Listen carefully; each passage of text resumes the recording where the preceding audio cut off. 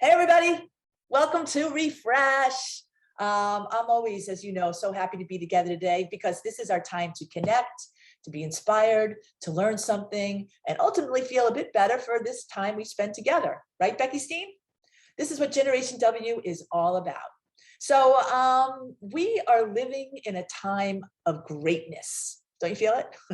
You may laugh because when you say greatness, how we think about the word greatness, the concept of greatness, like maybe there's a little disconnect because you see this time of greatness makes me want to cry at times, and I'm certainly filled with lots of sighs, right? Are you not sighing all the time? Like, oh my gosh, really? Really? But let's just talk about the greatness, the great pandemic, the great resignation, the great mismatch, the great divide.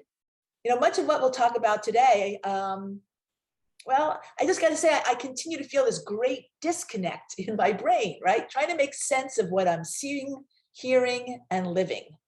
Where to anchor and how to anchor as the reality of the pandemic, which we can call the great shift, or you might want to call it the great something, or maybe it's just not so great, but maybe it is, as we continue to make our way through the great unknown.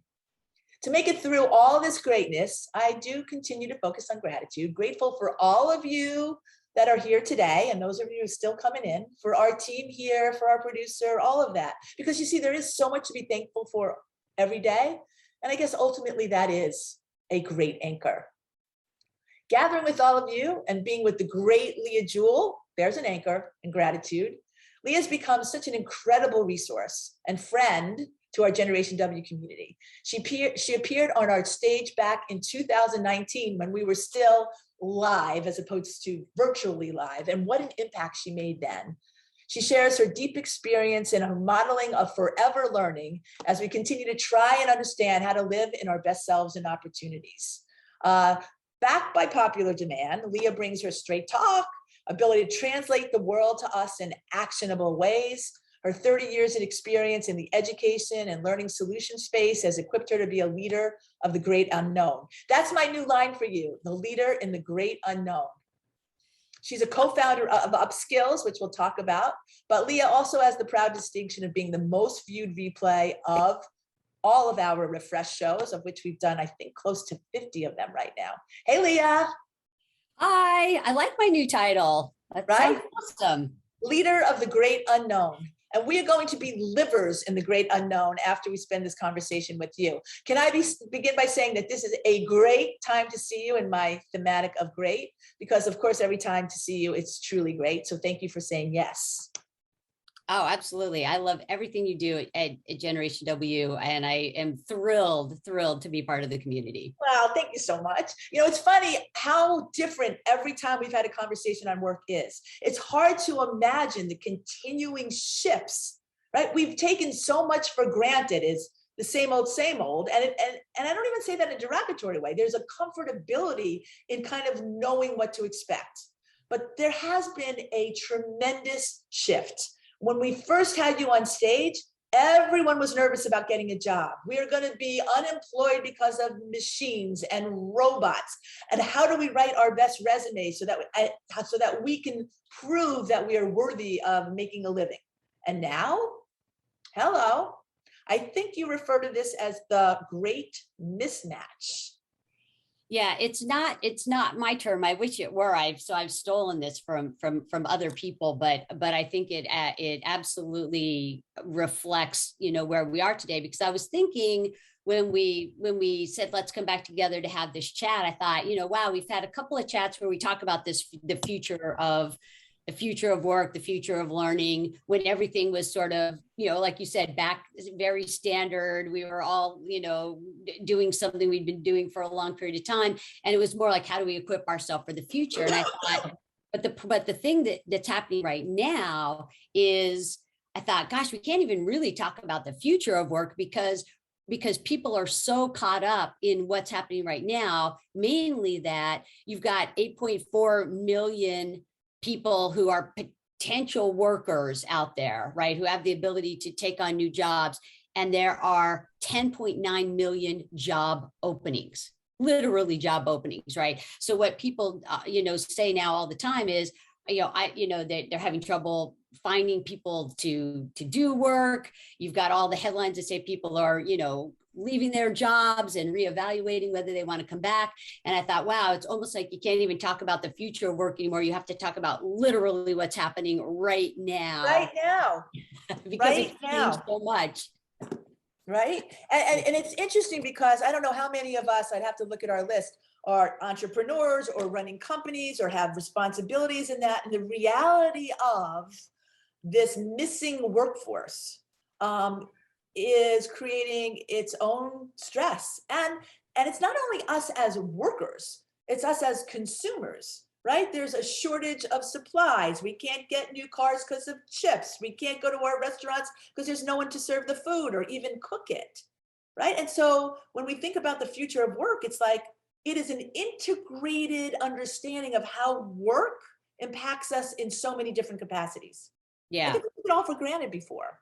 Yeah, I think we absolutely did. And one of the things that the pandemic's done is that people have reevaluated all of this, right? I think, when we think about just their underlying desires for whether or not they, one, whether they want to go back to work at all, maybe, how much they want to get paid for the work that they were doing before, or what they want to get paid for the work that they're going to do in the future. It could be that they're rethinking their job title, the type of work that they're doing. Could be that they're rethinking where they want to do the work, right? Do they want to do the work at home? Do they want to do the work in a different city? Right now, I don't need to be in the big city. Maybe I can go and, be in Montana somewhere and do the same work. So this whole idea of people reevaluating their desires has really, I think, is really at the center of what's happening here. I mean, in addition to that, you have what there was a recent, really very interesting recent piece of research that was done by Accenture and Harvard Business School on the hidden workforce. And I'm not going to spend too much time. I don't want to spend too much time talking about all the details of the hidden workforce, but there is just there are a lot of things that are happening with people that want to get back in, but but are they're hard to find. They're hidden within the infrastructure of how we look for people, or they have other constraints for what makes it harder for them to go back. But there are all of these things that are taking place right now around desires. I think you and I talked a little bit about just the whole work from home thing, right? But people are just opting out in ways that they're reevaluating what's important to them and what's not important to them anymore. Right. So this is a great headline that was in the New York Times this past week. It's a really beautifully constructed piece, but it says, the pandemic reminded us we exist to do more than just work. Okay. I wasn't sure I understood that most of my life, but okay. And now we have space to reimagine how a job fits into a good life. I always thought a great job really equaled a good life. But it's really interesting how that's shifting. Yeah, I'm with you on that. I think I spent, my most of my life work. I'm sure my kids would tell you that was true for me. But I think that we all took a step back during the pandemic, and either because we were working from home, or maybe because we weren't working because we got, our jobs were gone or what have you. All of a sudden you're at home with your family, you're at home, you're in a totally different environment, and you start to completely reassess, wow, do I want to spend 40 to 60 or 80 hours a week, doing something? Do I want to commute 2 hours, into work every day? Do I want to do the kind of work that I was doing? And I think it's really reset people in a lot of different ways and got them to prioritize what they think is the most important, and maybe it isn't work all the time. So we have this chance now. We have our Zoom audience here. So let me just say hello to, I said hello to Betsy and Jill, and Lisa Shallot's with us, and Nancy Palmer and Chantel. Hey, Chantel and Sharon and Sherry and Tracy. Listen, this conversation is just enhanced by you guys participating. So if you have comments or questions, please put them up here, and we'll definitely forward them. And of course on Facebook. Hi everyone at Facebook. I'm not sure if Erin is here yet, but she's always joining us there. All your questions. Let's go. So this whole idea about desires, let's put up that graphic, and you know what, maybe we should, No, go ahead. Why don't we put that up and then we'll put a poll and find out what people want. Oh my goodness. In case everyone knows, yes, my little girls are here. Okay. All right. So these are the things that you're saying that impact currently what people are evaluating. And I know, Becky, you're doing this every day as you look for people. So please feel free to weigh in here.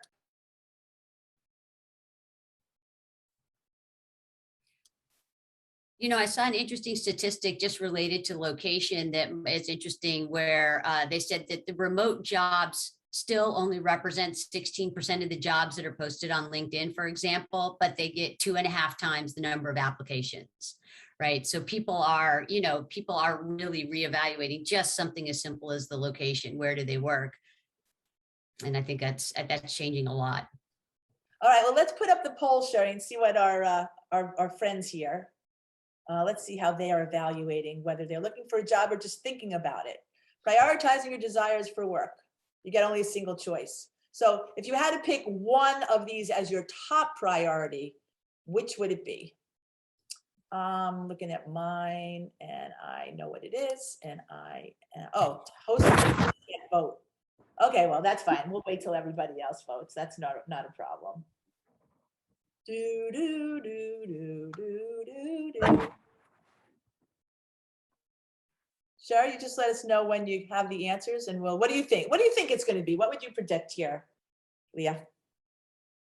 I just think it's going to be so different for, depending on where you are in your life. I mean, for me, I think, it's balanced. But if you'd asked me, 20 years ago, it probably would have been different. So I think a lot of that answer has to do with just where people are in their trajectory.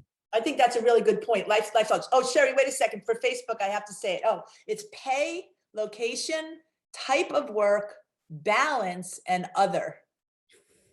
Okay, only 11 people voted. So let's see. Type of work, but balance and pay are right behind, interestingly enough. I selected type of work that was not accepted. But location is not a driver here. Now, location is interesting because it's not saying whether it's home or office. It could be a city. So that was a little bit in terms of that. So at the end of the day, it's the kind of work. So what does the restaurant industry, Leah, do? Because there seems to be what was it called? The Great Migration. People are not rushing back to certain categories of jobs, which is totally impacting our quality of life. Right. Yeah, I think, obviously there's a lot of work that's going on around looking at that particular issue, right? And I think it is a combination of a lot of different things, right? I mean, some of it is a combination of pay, some of it, and people reevaluating that, right? Sort of like feeling like, wow, okay, do I really is that really the thing I want to go back to? Some of it has to do with still some safety concerns I think that some people have around that type of work, and others is, there's still some people out there that are struggling with things like daycare, right? And, and being able to, if you don't have access to that, it's very hard to then be a person who can then go off and do, any job, let alone, a job at a restaurant. And I think that that's some of what the Accenture Harvard Business School report gets at, is that you have all of these other factors, things like daycare. It's not just pay, and you have the safety factor still, and you have other things that are getting in the way of potentially of people coming back. And I think, I think that we'll slowly start to come out of that, but it's going to be very interesting to see what kind of a readjustment there is, in the next few months. Well, do you think there's still this constant movement to a change? Let me give you Jill's question, because it's a real good one. Because you mentioned the hidden workforce. How does one get discovered? Well, that's a really big, that's also a really big topic. And one that I would sort of put into the category of experience, right? When I think about all the stuff that's happening right now in the workforce, it's a combination of the change that people have in desires. Then it's sort of the experience, and how do you find the right people for, for the right jobs, and why is there a mismatch there? And then there's sort of this category of skills. So that's an interesting sort of lead into this sort of category of experience. And the thing that I like to focus on when I think about experience has a lot to do with the automated talent systems that are out there today. And the automated talent systems is the primary way that people find their talent for the systems. And we could talk a little bit about more about that in case people don't know what those systems are. Let's do that, because I have to say, someone called me the other day. Listen, this is it was a funny story. She goes, Donna, you may not know me, but you met my mom 16 years ago at an event in Washington, D.C. And she always said that I should get to know you, or something really sweet. She's a woman that works in finance, and she says, I'm an out-of-the-box candidate for a job, and I know you know these people, and I know I'll get caught up in the system and no one will ever know I exist. Can you help me? So that was, and that just happened like 3 days ago, right? The automated system will not see me. So tell us more about that. Yeah. So yes, this is like such a thing, right? And that a lot, some people know about, but some people don't know about, right? So yeah, so in order to open up jobs to more people, they created these automated talent systems where people could, as anybody knows who's applied for a job, you put your resume in, you pop it in online, and it goes to the company, right? And the whole idea behind these systems is that it would make it in some ways more accessible for people, right? More people could apply, more people could get access to certain jobs. But what's happened is that there have been like complete unintended consequences around this, I think, which is that it makes it harder to be found. And here's what happens is that, for every job now people get thousands of applications, and if you don't meet the exact, sort of requirements that are in the system based on the job description, you're not even seen by the person that's hiring, right? You're not even seen by anybody in HR because they've sifted your resume out. And the tragedy of all of this is that has to do with sort of the job descriptions, which I'll get into in a second, because what happens is people build these job descriptions, and there are a couple problems with job descriptions. One is that they they recycle old job descriptions, and then they just keep adding on requirements to it. So they don't go back and really do a full refresh of a job description. And it's like the rings of a tree, right? Where it just keeps getting, you take the job description and just gets added to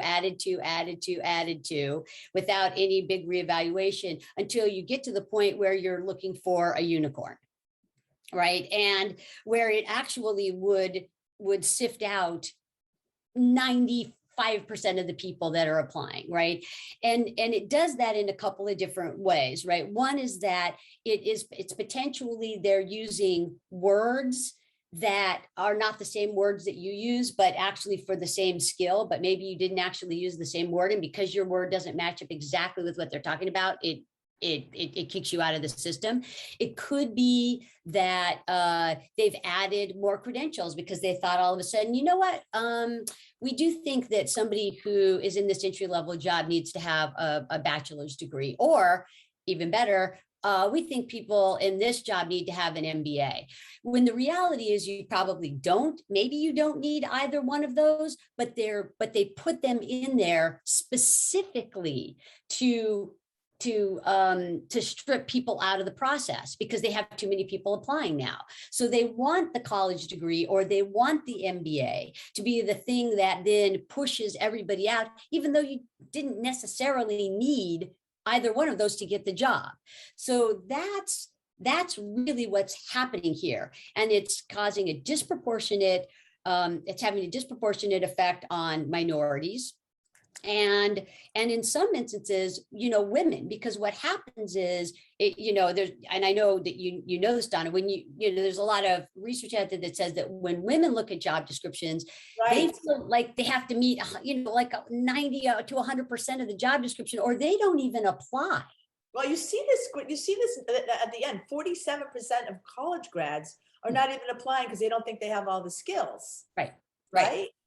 Right. And so we are eliminating possibilities before we even get to talk to people. Exactly. And it's even worse because 88% of employers believe that qualified high school candidates are being vetted out of the process. So they know that it's a problem, right? I mean, I saw the funniest thing, several months ago, because if you understand the system, if you have an appreciation for the fact that it is a system, one of the things that people do is that one of the things that coaches will tell you to do is you've got to look at all of the keywords that are in the job description and do your best to match up your experiences literally using the keywords that are in that system, right? So that you don't get filtered out, even if you have the skill, but it didn't identify that you had the skill. But I read that, oh my gosh, I read the funniest thing where somebody was like, okay, I know what you're doing. People were going in, taking all the keywords from the job descriptions, putting it in the smallest possible font at the bottom of their resume and putting it in white so that you couldn't see it, right? Wow, very clever, and very it was clever. doing it because that was their way of just surfacing in the system. Now, by the way, I'm not advocating for that, but I thought like, wow, that's going to like extremes to get through the system. But that's what the system has pushed people to do. Right. That is amazing. I'm curious, any of our attendees are dealing with any of these kinds of issues? Please let us know. Becky Steen, who actually is in the employment industry, she is a top-notch recruiter on the West Coast. And she says, location is a big issue with people digging in on their position. Clients who absolutely insist on people going back to an office, and executives who feel they've been successful working from home, so they feel like they shouldn't need to. And I'm hearing there's a lot of that too. I'm hearing that in terms of that value. It didn't really come through the poll, but working in an office versus working at home does seem to be a important value set for a lot of people, because now that we're at home, we're, for the most part, for the most part, we're feeling it's productive. And I'm curious what you're seeing in terms of productivity. I mean, I think Lisa and I have colleagues who've talked about productivity. It's just not the same if your people aren't all together consistently. And there are others saying, hey, my company's, they're doing it. This works. Yeah, I think I think it's a mix. It depends on the company. It depends on the role. It depends on, it depends on a lot of things. I think we're going to see a lot more hybrid, types of things where, maybe you don't have to go into the office 5 days a week, but maybe you go in a couple days a week. I see a lot of companies moving in that direction. And I think some of it's is the type of role as well, because, there was an article in Time Magazine that was talking about how that if you have a role that requires more collaboration, more teamwork, that they're finding that to be more difficult, even virtually via Zoom, and they like this idea of people coming back into the office. But I do think that there's going to continue to be a pretty big shift in the work from home direction. Yeah, more remote. And listen, what do you guys think about this? Chantel, I know, is working from home. I said that, Chantel, but you also brought up the issue here. Oh, here, Sherry says, I'm way more productive working from home than if I were going into the office. I don't have the distractions from others that are on meetings or at their desks talking with people loudly, which also actually speaks to that whole open office thing. Our office can be a little distracting. I still got to figure out how to get some of this echo out of the ceiling, but that's interesting, right? Yeah, I've worked in an office and I've worked remotely even before the pandemic, and I found myself to be wildly productive, outside of the office. And then I found myself to be productive in a different way in the office. I mean, it had to do with just what was the type of work that I needed to accomplish in that, that day. And there's just some stuff where it's just, you can put your head down and plow through it and get it done. And it's very easy to do that at home in an isolated environment. And then there are other times where I would rather be in the office and be collaborating face to face, brainstorming, whatever, in a much more social type of environment. But I think it varies about the type of work as well. I'm laughing because Becky just said, if you have puppies, you're not as productive at home. But if you can hear, my puppies are here. I'm not sure why they're barking. They probably have thoughts on all of this. Chantel says, one main issue is people understanding that every moment is not open for Zoom meetings. I have to be intentional about blocking out time. And I think that's really true. I think certainly early on, it was block, Zoom, Zoom, Zoom, Zoom, Zoom. The reason I like working at home is because it is quieter for me, and it's probably quieter for others around me to really dig in, like you said. But yesterday, we were all in the office, and I had the greatest day with everybody yesterday. We had fantastic conversations, talking about all sorts of things, and it was really a lot of fun, and I found that productive, to your point as well. Yeah, I just don't know that it has to be one all the time, right? Where I worked in an open office environment too. And I mean, there were some great things about that. And then there were some there were also times when it was very hard to work, right, in that environment. And I think I think if companies get to the point where they allow for the flexibility for people to do either or, I think those are the companies that are going to be in the best position, the best ability to recruit new talent. Because if somebody wants to come into the office, it's nice to be able to have the ability for them to do that, right? And maybe even require people to come in for certain periods of time to collaborate, to brainstorm, to do teamwork, and to bond, right? I mean, it's part of the culture of an organization as well. But having the flexibility where they don't have to, I think, is going to be important too. Erin, who's on our Facebook feed, says she likes both and leads towards wanting a hybrid model as well. The question is, Erin, she works for a big tech company. Where is that ultimately going to land? I don't know if she knows that yet. And the folks on Facebook, they like a mix of balance as one of their priorities, and location. And I can't help but feeling that balance and location are intimately related, Leah, right? Because it means that I can get up, and if I have to put the laundry in, I can. If I have to move it into the dryer, I can. You know what I mean? And those things mixed throughout my day makes it all work, right? Right. See, now that's one of the many things that I like about working remote, right? But then do you think that that's one of the reasons why employers think that people are not as productive, right? Is because they're sprinkling other things into their day, and it's not, 24/7, which, by the way, I would argue, if that's why they think they're not productive, then they haven't observed what work is like when you're in an office, because there's plenty of non-productive stuff that's happening in the work environment, and they're just not aware of it. No.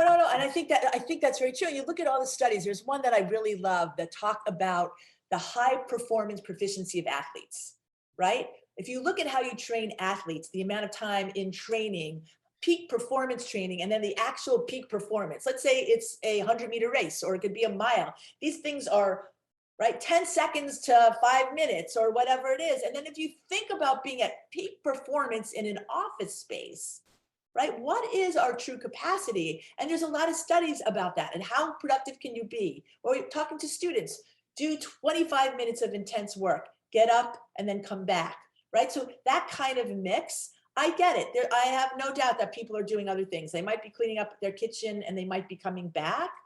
You know what? Maybe that combined productivity enhances our life. I mean, I'm looking at this again, this article, again from the New York Times, and this really seems to be about the question about the moral structure of work is up for grabs.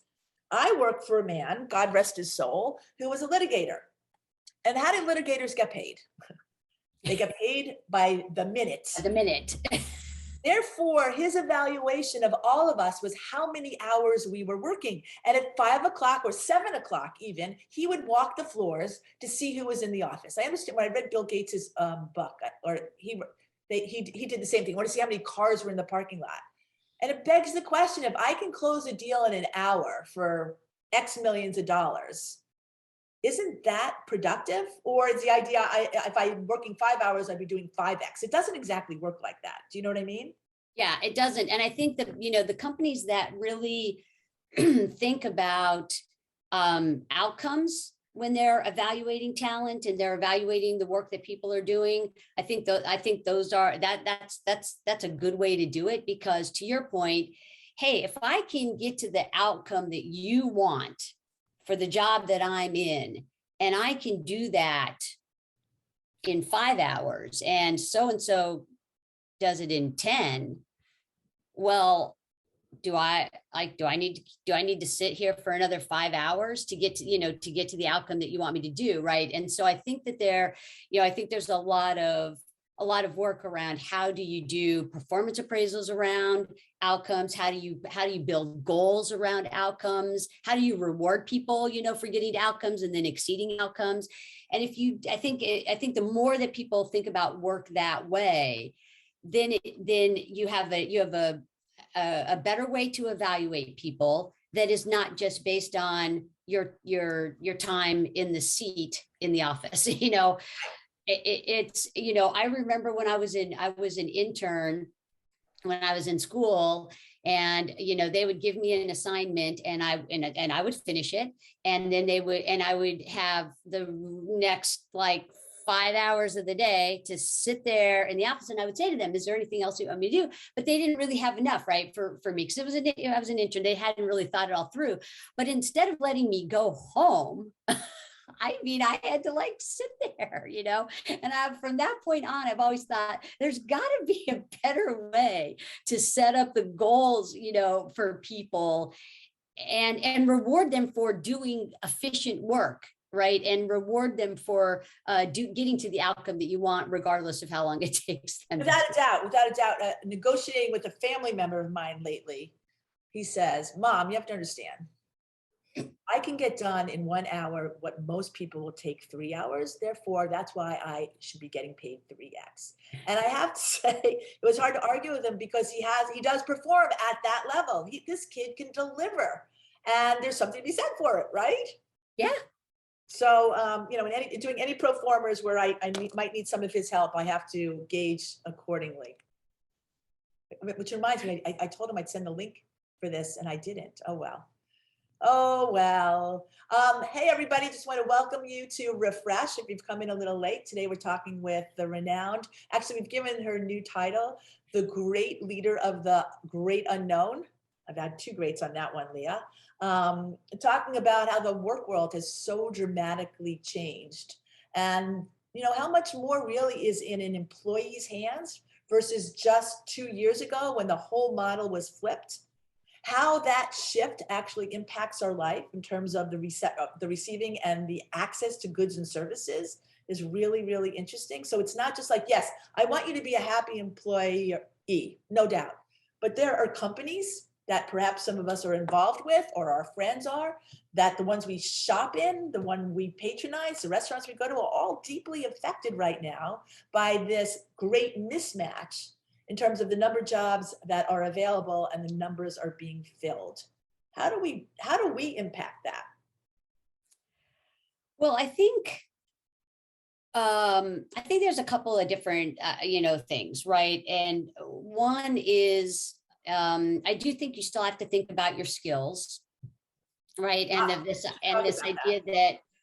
idea that more and more jobs require hybrid skills. And what I mean by that is usually it's like it's sort of a basic skill plus some kind of technology. So like, for example, if you're a graphic designer today, right, it isn't enough to be a great artist, let's say, or be very creative. You have to know computer aided drafting design. You probably have to know the Adobe suite. You have to have these technical skills that 20 years ago you probably didn't have to have. You could have done it in a different way. Or even something as simple as like sales, right? If you're in sales today, you think of, oh, well, I'm in sales, I don't necessarily have to have. No, you probably need to know Salesforce, right? I mean, you need to know some sort of CRM, right? Some sort of technical system where you're managing your contacts and your accounts.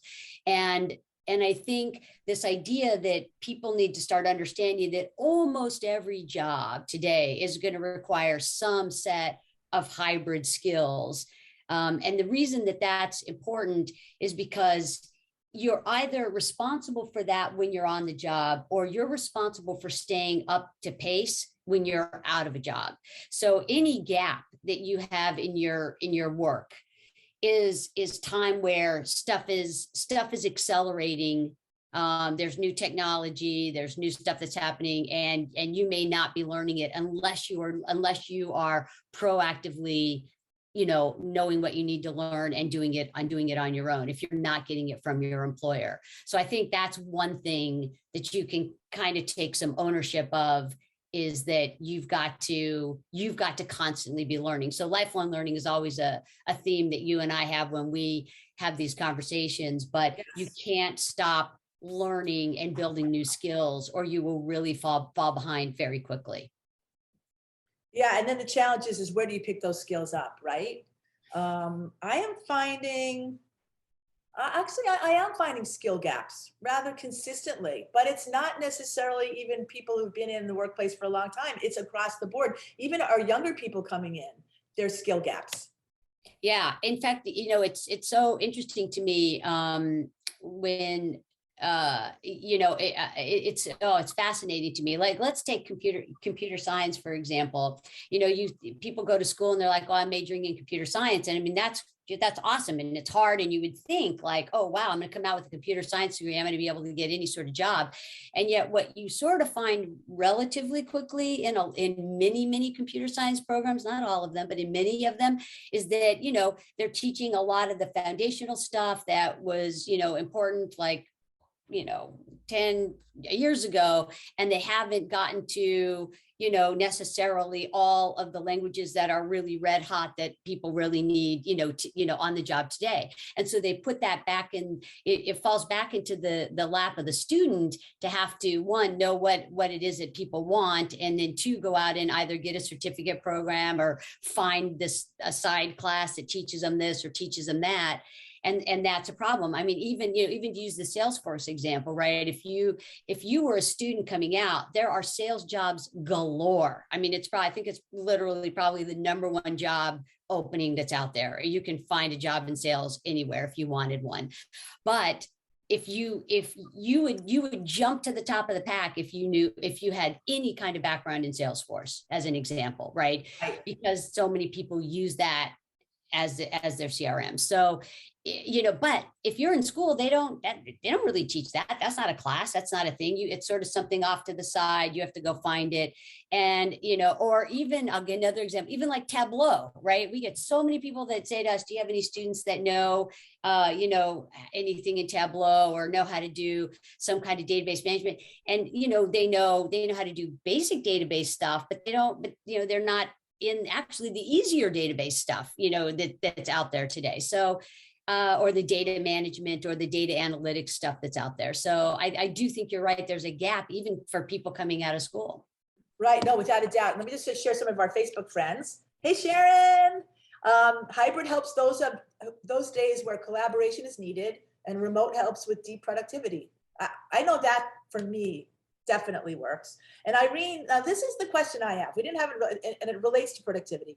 How do you balance efficiency with long-term effectiveness, especially relationship-based, right? Because we are limiting that connectivity. And you know what? We take it for granted, right? But, some of us have worked together for a really long time. So we've had the benefit of being in the same space. But as we have a new team, and building some of that relationship effectiveness is not happening every day. It's challenging. I think it's challenging.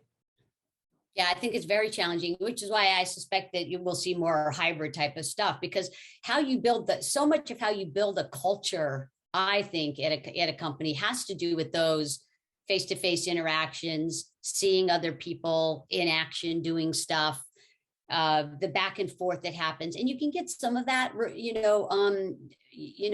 via virtual meetings, but a lot of those relationships are built, face to face, and a lot of the trust that you build with people is built, in a face to face sort of way. So I do think that it is hard. It's a challenge. Right.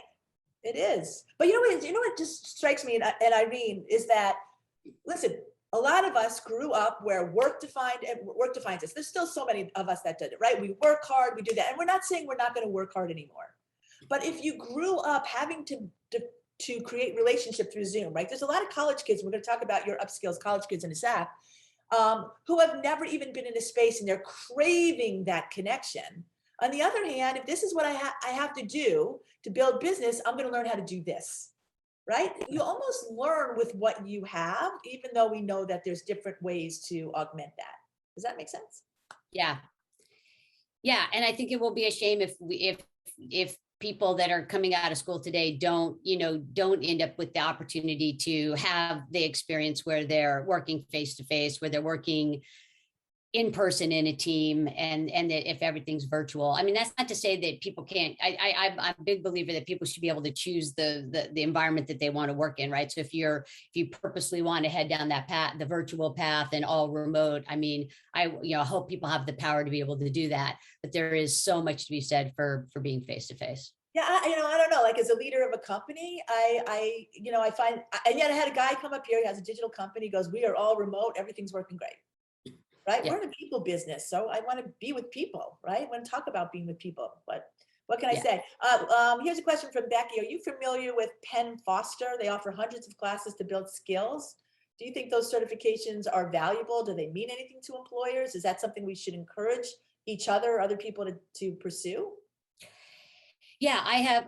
I'm a big fan of certifications, skill-based certifications, and I have a couple of different recommendations around that. One is that first and foremost, take a look to see if jobs require those certifications, or if they recommend them, or that they give any sort of preferential treatment for them, because it's possible that you could find a certification out there that either nobody's heard about, nobody cares about, whatever. So I sort of say certifications are great, especially if an employer is recommending or requiring it, right? So if you see it again in their inflated job description, that means it's still, at least it's still something that they're putting in there, right?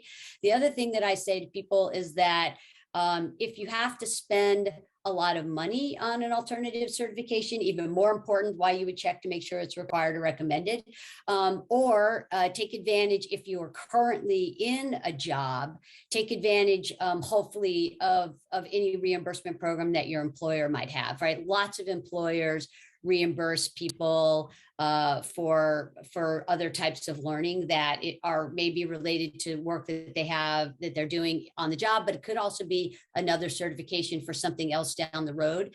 And because what you don't want to do is, I don't think, is spend a lot of money on something that's your own money that may or may not matter to an employer. So those are sort of the two big ways that I think about certifications. Okay, so if we wrap this up and we're going to talk about your three guiding principles here on the Great Mismatch, breaking through the Great Mismatch, your thoughts? Well, I really just want people to sort of walk away with, if you're going through the system and you're applying for a job and you never hear back from somebody, it doesn't mean that it's personal. It doesn't mean that you weren't qualified. It doesn't mean that they looked at you and they didn't like you. It meant you probably just never made it through the system, right? And so that's a different challenge, but you shouldn't beat yourself up personally about that, because I think that happens to a lot of people who are going through a job search process. And then the other thing for me is, obviously lifelong learning is really important, and you do need to continue to look at the things that are important and build those skills along the way, whether there's an industry-based certification to it or not, and you're just trying to learn something new and different for fun or for your job or for the next job down the road. And then the other thing, which relates to your question about what can we do, what can we take control over? In addition to taking control over your own learning, you can also take control over the fact that you need to build your network and leverage your network, right? One of the ways that your example of the person who called you up and said, "Can you help me?" because I'm going to get lost in the system. That is the textbook definition of networking, right?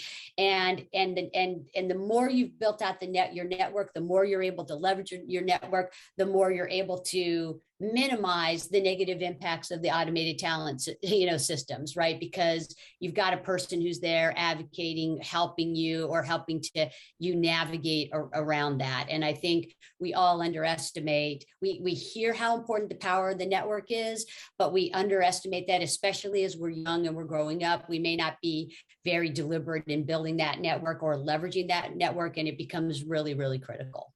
Right. And I just want to also just add one more thing on top of that, which is, as women, we can be so much more powerful. I say this everywhere I go, no matter what group I speak with, among my friends, we can be each other's best advocates. And we can do that a whole lot better. I think Chantal raised the point earlier. As women, we don't put ourselves out there because, you know what, we don't think we have all the skills. That's also part of it, in terms of our encouragement of each other, but also talking through what are the real skills, how can we put you in front of somebody in a way that's more meaningful. All these things we can do so much better. It's in our hands. Those things are in our hands, and I always find that exciting. So Leah, let me just say, it's always great to talk to you, because you always bring so much great knowledge and firsthand experience. I always take little notes here. Number one, you can't stop learning or you will fall behind. Right? And there are ways that we can continue to learn. And I'm motivated to always to do that. That our desires, that we are living in a time now where our desires matter. We should examine them, understand what they are. And interestingly enough, from both sides, the employers are listening to those for the first time in ways that we've never experienced, and employees can express them in ways that they haven't before. And maybe that's the match. Right? That's a cure for the mismatch, the match that we do need. Yeah. Anybody? I'm just thinking, is there any last questions? I'm going to say thank you so much to our great friend Leah. As I said as we began, she is the great leader of the unknown, and I'm just amazed at the flip.